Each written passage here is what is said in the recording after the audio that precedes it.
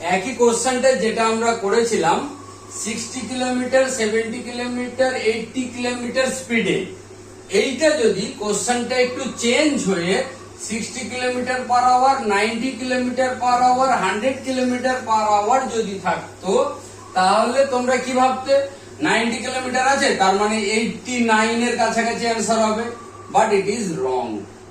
কেন রং? যদি নর্মাল ওয়েতে আমরা দেখি এটাকে, তাহলে আমরা কি করব, অ্যাভারেজ স্পিড বের করব 60, 90, 100 কে দিয়ে, তাহলে কি করব 10 kilometre 10 kilometre 10 kilometre 3 into 10 by normal ওয়েতে সবাই যেরকম করে সেইভাবে যদি করি, তাহলে এটা হবে 60 ইন্টু 90 ইন্টু 100 লসাগু, উপরে হচ্ছে কত 60 কিলোমিটার দিয়ে গেলে কত হবে 90 into 100, 90 into 100 plus 60 into 100 plus 60 into 90।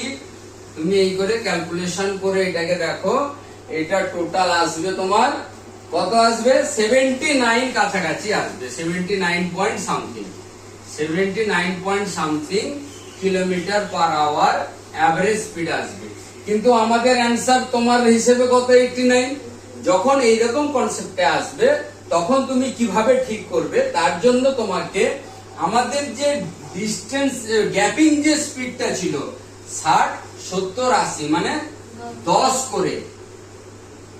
করে আমার গ্যাপিং ছিল, 10 করে ডিফারেন্স ছিল। এখানে কিন্তু 10 নেই, ফার্স্টেরটা 30 তারপরেরটা 10, ওই কারণে তোমার অ্যান্সারটা ভুল হচ্ছে। তুমি এটাকে ঠিক অ্যান্সার হিডেন ট্রায়াল মেথডে ভাবতে গেলে মনে মনে এটাকে স্পিডটাকে গ্যাপিং ঠিক করে নাও, 60 থেকে 80, 80 থেকে 100, তাহলে 20 করে গ্যাপ হলো, তাহলে অ্যান্সার হচ্ছে আমার 79 এর কাছাকাছি। অ্যান্সার দেখো তোমার 79 এর কাছাকাছি এসেছে। ওকে, এইভাবে হিডেন ট্রায়ালকে অ্যাডজাস্টেবল করতে হয়।